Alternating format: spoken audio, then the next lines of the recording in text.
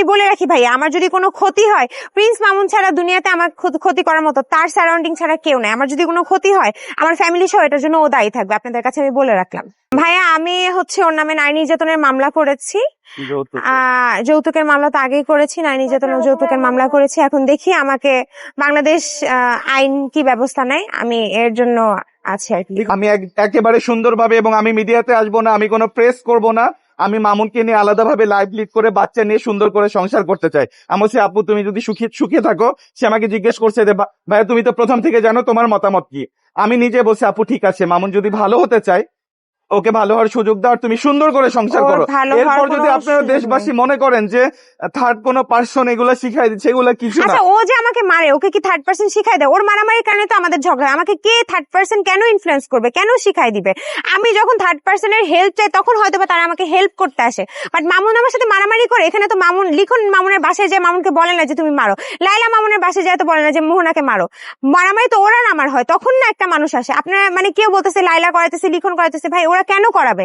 মারামারি তো মামুন আমার সাথে করতেছে, এখানে তো ওরা কোনোভাবে ইনভলভ না। আমি ওদের কাছ থেকে ওর কাছ থেকে হেল্প চাইছি। আমার মা কেউ নাই দেখে ওকে ফোন দিয়ে রাতের বেলা বলছে যে লিখন বাবা একটু আসো, আমার মেয়েটাকে মেরে ফেলতেছে। তখন ও দৌড়ায় আসে, এসে আমার জন্য মাইর খাইছে ওর মার হাতে। ভাইয়া ওর তো বন্ধু বান্ধবের অভাব নাই। অলরেডি যখন হসপিটালে গিয়েছি, সে অনেকগুলা তার ফ্রেন্ড সার্কেল ডেকে নিয়ে, তার ফ্রেন্ড সার্কেল লিখনকে আলাদাভাবে নিয়ে থ্রেট দিচ্ছে। আমি তো অবশ্যই আতঙ্কে আছি। আমার বাবা মা বয়স্ক, উনি হয়তো বা ভিতরে আছে, কিন্তু ওনার ফ্রেন্ডরা তো বাইরে আছে, ওনারা তো আমাকে বিভিন্ন ভাবে ডিস্টার্ব করবে। আমি আমারটা এখন বলবো না, পরবর্তীতে যদি আমি কোনো পদক্ষেপ নিই সেটা আমি পরবর্তীতে আপনাদেরকে জানাবো। মোহন, আপনার সাথে যে ঘটনা ঘটেছে এটা লাইলার সাথে কিন্তু এইভাবে মধ্যরাতে এই ধরনের ঘটনাগুলো ঘটছে। জি না এটা আমি একটু, আমার অবজেকশন আছে। আপনারা লাইলাকে একবার মারতে দেখেছেন, কিন্তু মোহনাকে 4 মাস মারছে, এবং বিগত 15 দিনের মধ্যে ওকে আবারও 4 বার অ্যাটাক করলো। না 7 দিনের মধ্যে 4 বার ওকে আবারও মেরেছে। তো লাইলার সাথে যেটা করেছে এটা তো অবশ্যই নিন্দনীয়, তবে লাইলার চেয়ে 1000 গুণ বেশি আমার সাথে করেছে টর্চার মোহনাকে এই অল্প সময়ে করেছে, এবং 4 মাস বিয়ে করার পর তাকে যে নির্যাতনটা করেছে, পছন্দ না মিডিয়ার সামনে এসে এরকম করা। বিশ্বাস করেন আমার ভালো লাগে না। আমাকে বলে ভিউ ব্যবসা, আমি কি ভিউ ব্যবসা করব?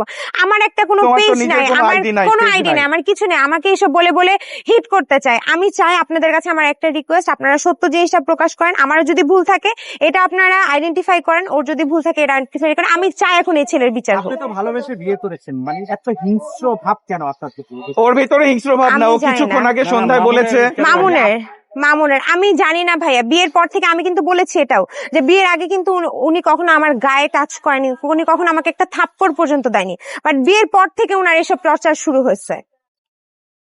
আর ও মোহনা আজকে সন্ধ্যায় বলেছে যে ভাইয়া ও ভালো হতে চায়, আমি একটা বেবি নিব, সুন্দর করে সংসার করব, ওকে ইস্টাবলিশ করতে যতটুকু করতে হয় দুজনে মিলে হেল্প করে সংসার করবো। তো একটা মেয়ে কতটা ভালো মনের হইলে এইভাবে বলতে পারে যে ভাইয়া মোবাইল ভাঙছেন লাইভে বললো মামুন, আসলে এটা কোথায় আমি মোবাইল ভাঙছি? আপনারা কি দেখেছেন মোবাইল ভাঙতে? এগুলো মিথ্যা এলিগেশন তো সে দিবেই। আমি কোনো ফোনই ভাঙিনি। সে যখন লাইভ করতেছে, আমি আমার ড্রেসের ঠিক নাই, আমি তখন মোবাইলটা এভাবে সরাইছি তার ফ্যামিলির সামনে, আমি তার একটা ফোনও ভাঙিনি। আচ্ছা